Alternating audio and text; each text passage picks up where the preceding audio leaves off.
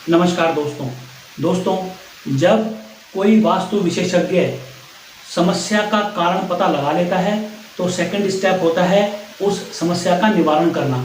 तो आपने देखा होगा कि वास्तु शास्त्र में प्रतीक चिन्हों के द्वारा, रंगों के द्वारा और आकार के द्वारा सभी निवारण किए जाते हैं। तो मन में ये सवाल आता है कि कैसे प्रतीक चिन्ह हमारी समस्या के निवारण में महत्वपूर्ण भूमिका निभाते हैं। क्या प्रतीकों की भाषा हमारे मन मस्तिष्क को समझ में आती है? देखिए, हमारे अवचेतन मन की भाषा ही प्रतीक चिन्ह हैं। आप जब किसी भी चीज़ का नाम लेते हैं तो उसका चित्र आपका दिमाग पहले ही अपने दिमाग में बना लेता है।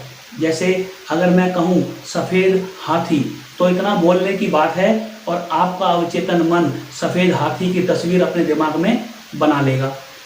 हमारा अवचेतन मन किसी भी भाषा से पहले या किसी भी भाषा से ज़्यादा प्रतीकों की भाषा को समझता है।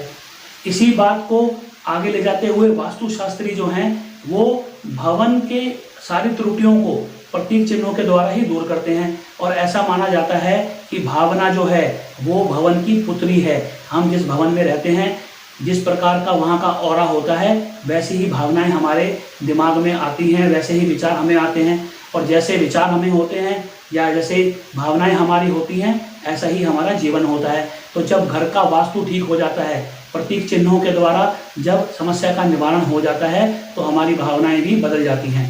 तो आज हम जिस प्रतीक चिन्ह की बात कर रहे हैं वो हैं तांबे के सूर्य देव। अब तांबे के सूर्य देव का इस्तेमाल वास्तु में बहुत अधिक किया जाता है। तो इसे कौन सी दिशा में लगाना चाहिए, कैसे लगाना चाहिए, ये कैसे फल देता है, इसके बारे में हम बात कर रहे हैं। देखिए, तांबे के सूर्य देव को आपने अपने घर की पूर्व दिशा में लगाना है। लगाना कैसे है? इसे आपने ज़मीन से 7 फीट ऊपर करके लगाना है। ज़मीन से नाप के लगभग 7 फीट की हाइट पे आपने इसको पूर्व दिशा में लगाना है। अब इसको पूर्व दिशा में लगाने के फायदे क्या होते हैं? देखिए, ये आपको मान, प्रतिष्ठा, वैभव, नाम, प्रसिद्धि सब कुछ देता है। इसके साथ साथ ये आपको सामाजिक संपर्क भी देता है। आपके रिश्ते आपके समाज में बेहतरीन होते हैं, आपके रिश्ते मजबूत होते हैं, आप एक डोमिनेटिंग स्थिति में आ जाते हैं, आपकी बात का हर जगह मान होता है। तो आपने पहले तो इसको ज़मीन से 7 फीट की हाइट पर लगाना है, पूर्व दिशा के जोन में लगाना है।